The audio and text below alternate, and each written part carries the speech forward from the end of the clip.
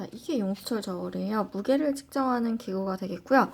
고리에 내가 측정하고자 하는 물체를 걸어놓게 돼요. 그러면 이 위에는 용수철이 늘어나게 되겠죠. 그래서 눈금이 표기가 됩니다. 용수철이 많이 늘어나면 늘어날수록 이 눈금은 아래쪽으로 내려가게 되고요. 숫자는 커져지게 되겠죠. 물체의 무게가 커지게 되면 용수철은 많이 늘어나게 되고 눈금은 더 커지게 됩니다. 눈금 표시하는 이 숫자는 커지게 되고요. 자, 여기를 보게 되면은 뉴턴이라고 나와 있죠. 힘의 단위를 표기하는 우박대가 안 되죠. 여기 뉴턴이 표기되어 있습니다. 읽어주시면 돼요. 자, 지금 여기 보면은 쭉 다 이해는 아마 될 거예요. 물체에 작용하는 중력의 크기, 력은 힘력자거든요. 자, 힘의 단위는 뭐였니? 조금 전 프린트에서 보면은 뉴턴이었죠. 얘도 마찬가지로 힘이기 때문에 단위 뉴턴을 사용합니다. 측정은 조금 전에 봤던 용수철 저울 혹은 체중계를 이용을 합니다. 측정하는 장소에 따라 달라진다. 자, 요 의미를 좀 아마 헷갈릴 거예요. 보겠습니다. 지구에서 측정했을 때 그리고 달에서 측정했을 때 보게 되는데 지구에서의 중력과 달에서의 중력은 차이가 있어요. 즉 달에서는 지구의 6분의 1배가 되는데요. 훨씬 줄어든다는 거죠. 아마 그런 동영상 봤을 거예요. 이제 우주인이 이제 달 탐사를 하러 가는데 굉장히 사뿐하게 점핑을 하는 모습 혹시 본 적 있나요? 자, 굉장히 사뿐하게 점핑을 한다라는 거는 그만큼 가벼워졌다라는 거네. 자, 지구보다 6분의 1 가벼워진 거예요. 그래서 사뿐히 점프할 수 있는 거죠. 즉, 지구와 달에서의 중력의 크기가 다르단 말이야. 6분의 1배예요. 자, 중력의 크기가 달라지게 되면은 당연히 물체에 작용하는 이 무게도 달라지게 되겠네요. 같은 물체를 지구와 달에서 측정을 했는데 지구에서는 6뉴턴이 나왔대. 달에서는 1뉴턴의 눈금이 표기가 되는 거예요. 자, 그 다음에 질량이라는 걸 보게 되는데 무게는 이렇게 측정하는 장소에 따라 달라지잖아요.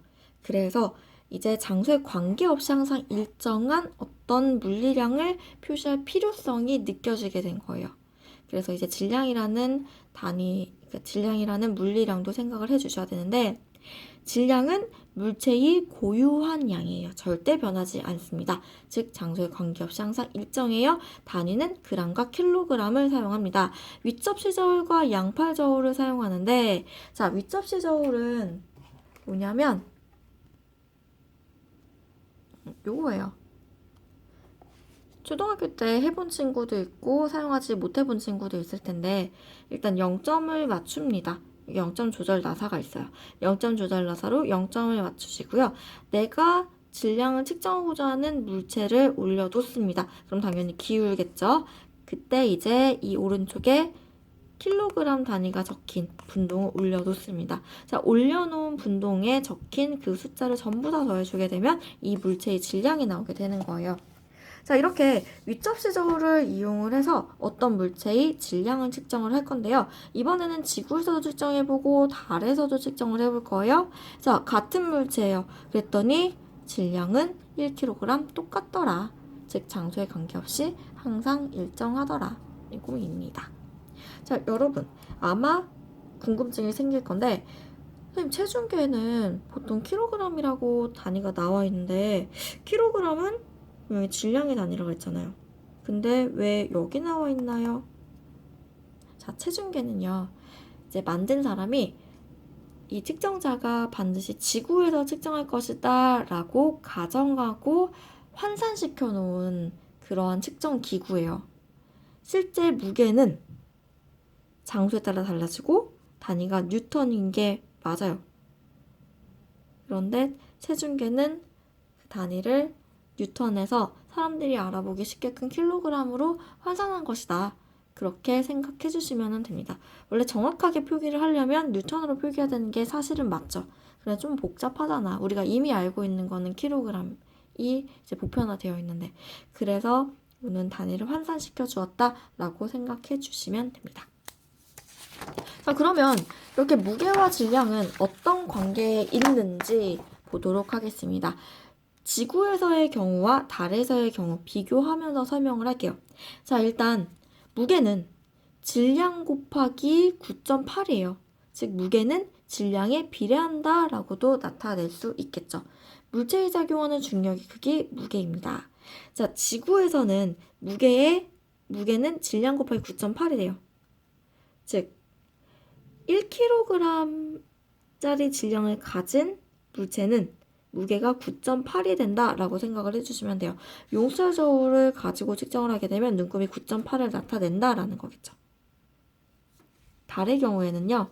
무게는 질량 곱하기 9.8 곱하기 6분의 1을 해줍니다. 무게에 작용하는 중력의 크기가 물체에 작용하는 중력의 크기가 무게인데 이 중력은 달에서의 경우에는 지구의 6분의 1이라고 그랬죠. 당연히 6분의 1 해줘야 되겠죠. 예시를 보겠습니다. 1kg짜리 물체를 측정할 거야. 달에서 측정할 거예요. 여기는 6분의 1을 곱해줘야 되겠죠. 60kg 사람이 지구에서 무게를 측정했어요. 그러면 588이 나와요. 그런데 60kg 사람이 달에서 측정했어요. 곱하기 6분의 1을 한 6분의 588N이 나오는 거예요. 자, 요 예시를 살펴보았습니다. 자, 그럼 프린트 채울게요. 무게와 질량과의 관계. 무게는 질량에 비례한다. 즉, 무게는 질량에 비례한다. 질량이 커지면 무게도 커진다. 라는 거겠죠. 자, 지구에서는 질량에 9.8만 곱해주시면 됩니다. 그리고 단위 뉴턴 붙여서 읽어주시면 돼요. 1 곱하기 9.8 그러면 9.8 단위 뉴턴 붙여주시면 되고요. 달에서는요 곱하기 6분의 1을 해주셔야 됩니다. 예시 60kg 물체의 무게는 60 곱하기 9.8 곱하기 6분의 1을 해주셔야 된다는 거죠.